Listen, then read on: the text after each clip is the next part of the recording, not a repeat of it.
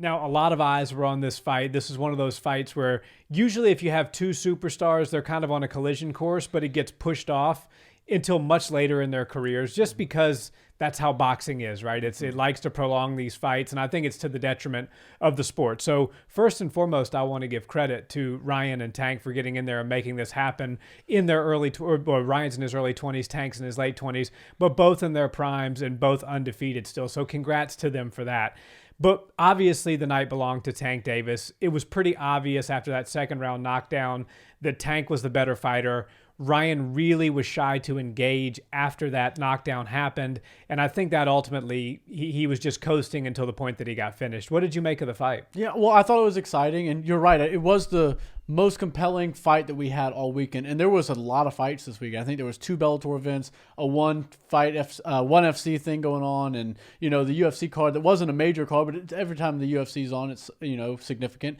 But these guys definitely did hold the top spot. And a lot of people were excited for this. And it did sort of feel like Tank and Ryan had to basically get a hold of this themselves, because there's so many people that get involved in boxing and the politics and the different promoters and organizations. And this one wasn't for any belts, but, belt organizations can just get in the way. And sometimes it feels like when the boxers and the fighters themselves can just agree upon each other and figure out a contract and get it done, that's when you get these great fights. And it's only going to help boxing if we can continue doing this. Like, I don't want to see Tank fight 4 or 5 more times before we see him in there with Devin Haney or Lomachenko. I'd like to see him in there ASAP with one of those guys. And if we continue to do that, the sport of boxing would look a little bit more similar to the UFC, which is showing its very successful model to put the best fighters in there with the best fighters as often as you can. And let's not hang on to zeros so much. Like, an undefeated record is very cool, but it's also very rare and hard to do unless you're doing things against people that are significantly less talented than you are. I thought Ryan Garcia did have a good chance going into that fight, and he looked good in the first round. I thought he was game and ready to engage in a real fight with Tank, which is what you're going to get every time you go in there with Tank. But as soon as he felt that power, he became a shell of himself. He literally started shelling up way more than he usually does. And he just was throwing jabs and basically trying to not get knocked out.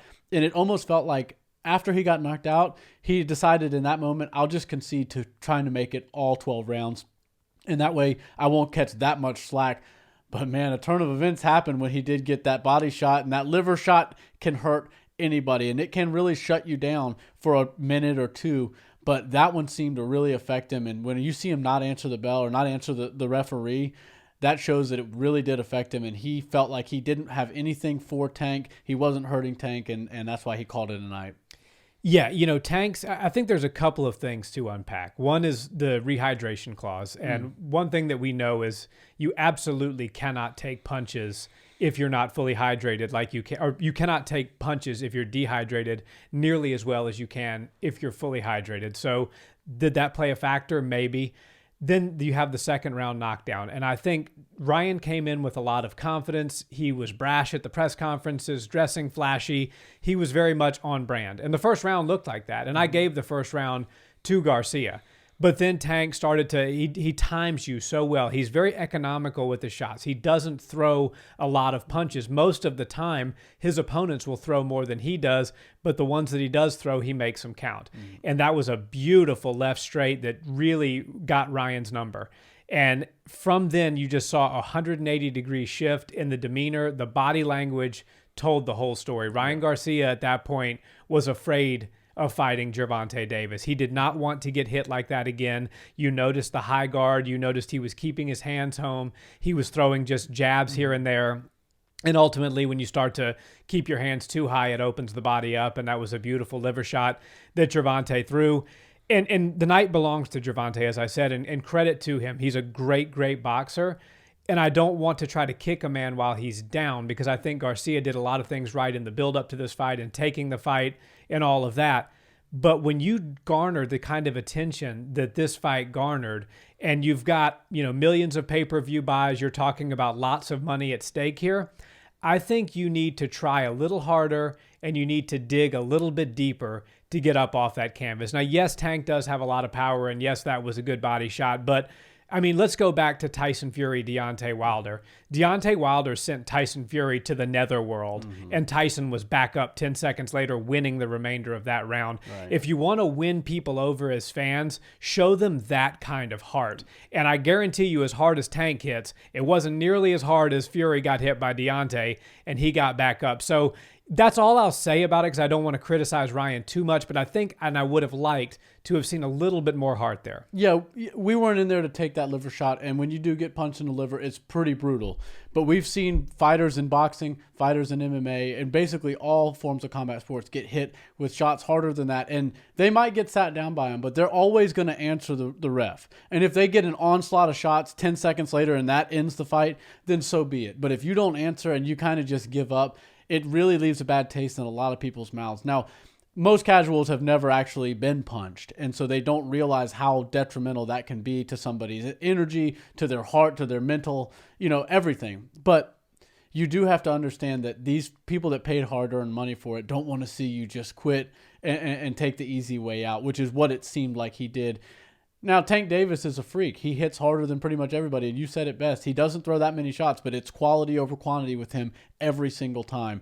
And he almost, I know I'm off about this stat, but it almost felt like the very first punch he landed was the one that sat Ryan Garcia One down. of the first few, for sure. Yeah, I mean, he wasn't throwing much, and then that wasn't even a fully extended shot. They were really in close quarters, and he threw it, but he didn't get a full extension on his arm or anything.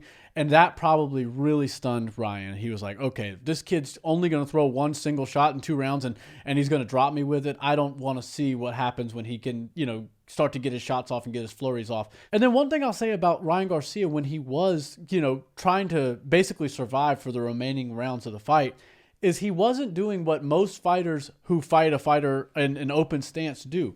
Sometimes you'll see a left-handed person fight a right-handed person, and the battle's always with the front foot. Whoever can get their front foot on the outside, for the most part, can land more strikes than the person who's stuck on the inside. Ryan Garcia almost didn't seem like he was paying attention to that at all, and Tank absolutely was. Tank always had his foot on the outside, which opened up that really powerful left hand that he's got, and that's why Garcia kept getting hit by it. And if he wanted to survive all the rest of the rounds and just make it to the end of the fight with Tank, forget winning or anything like that, he would have had to stay on the outside and just throw jabs and check hooks to stay away and kind of get on his bike and circle around the ring. That probably would have helped him survive against Tank. I don't think he would have won the fight. I don't think he would have won really any rounds, but that could have at least kept him from getting hurt. But Tank was on the outside with his foot, which left that left hand for him wide open, and that's why he kept landing it. Body shots looked really good for Tank, and I think if he's able to land those kind of shots on anybody at 135, he can do that same kind of damage. But I don't really see Devin Haney leaving himself open like that, and I also don't see Devin Haney quitting. Same thing can go for Lomachenko. I think both of these guys can go in there and give Tank a lot to deal with, a lot of issues, and as long as they can play the right game and avoid that power shot, they have the styles and the skills to give Tank a hard fight and possibly beat him. Yeah, the old adage goes, if you go for the knockout and don't get it, most of the time you end up losing the decision. Luckily for Tank, he rarely ever goes to decision. Just twice in his career, he's got over a 90% KO finish rate. So decision is not really something that's in Tank's vernacular. But I do think if you look to a Devin Haney type of fight or to a Lomachenko fight, there's a better than 50% chance that those could go to decision, because both of those guys are very elusive. They know how to make you miss. And I think they're both very tough guys. And so I think getting them to quit on a knee would not be something that would happen in a fight like that. So looking forward to what Tank's got for him coming next, there's some tough fights out there, and there's some good fights. And I hope they put Tank against the winner of Haney versus Loma. That makes a lot of sense, and it would be a great fight. Now, Ryan, I think he was realizing that Tank was just coming into his rhythm in that 6th round, and he was like, okay, man, this guy's really starting to tag me now. And then the 7th round comes around, and it's just the tide had already turned, but it was starting to be like a lapping, so to speak. Tank was running away with the fight. He had figured out the rhythm of Garcia. He had figured out the timing, and then he was really starting to tee off. And I think Ryan knew that, just as we all at home watching on TV could sense. And so I think that was why Ryan, in a lot of ways, was like, you know what? This ain't getting any better for me. It's probably time to call this a day. and live to fight another day. I'm only 24 years old. I can go back to the drawing board. I can take this thing seriously. One loss on my record to somebody like Gervonta Davis is not the end of the world, but a devastating knockout blow could potentially be career-altering or career-ending even, depending on how bad it is. So I get the thought process there, but I think even still at that, in a mega fight, you got to put forth a little bit more effort just to show the fans that, hey, I really showed up here to fight. Yeah, and moreover than the effort, it's just the toughness. You know, they come in there to see the toughest people in the world compete in what they do best. And I think Ryan Garcia is a certified tough guy. I think he does know how to box very well, but he was in there with somebody who was, you know, just classes above him. And Tank Davis, you know, he might not be able to tell you exactly what he's doing, and he might not be able to articulate it. I don't think he'll have a very successful career as a coach after his career, but he can box really well, and he understands what he needs to do, and he understands the levels to the game as far as boxing goes. He's got a very high IQ.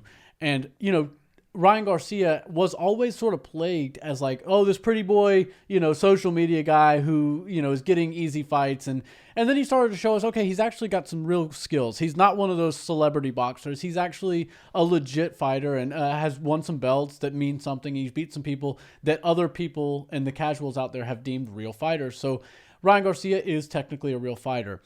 But then you realize that there's a true another level to it when you get to the Tank Davises, the Devin Haney's, the Lomachenkos. And I think that Ryan Garcia getting knocked out viciously would have been really bad for him. I think it would have mentally taken him all the way out and possibly for the rest of his career. So it was probably best for him to do that. I know it didn't look good, and it's probably not going to help him in his next few fights, and nobody's really going to take him seriously as a top flight, you know, opponent. But he can always climb himself back up. And if you can avoid a very serious, dangerous knockout and get back on your horse, that's usually better, because sometimes fighters just are never the same after they get knocked out. You'll see them be more timid. You'll see them not willing to engage. You'll see them almost shy away from fights, even in fights where they are likely to win and possibly could win. So you don't just see it in boxing, you see it in all sports. We see it in MMA all the time. All in all, you know, it was a good night of boxing. It was a very pro-Tank crowd, and I think once he started to get the drops and he started to get the knockdowns, and, you know, you got Floyd Mayweather over there, you know, talking to Tank Davis, and, you know, everybody seems to be on Tank's side. It probably felt overwhelming for Ryan Garcia, and he's got to live to fight another day. One last point I'll make.